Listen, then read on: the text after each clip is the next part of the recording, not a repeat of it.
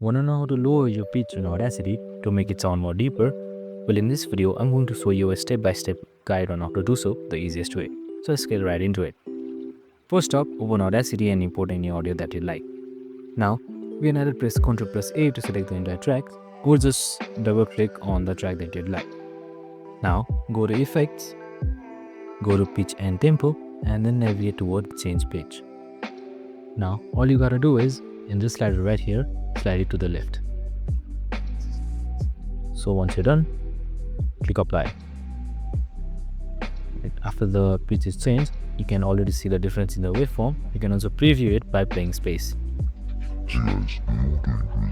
So as you can see, the pitch has been lowered and your voice sounds much deeper. I hope this video helped. If it did, make sure to like, subscribe and tune in with us for more related videos. See you in the next one.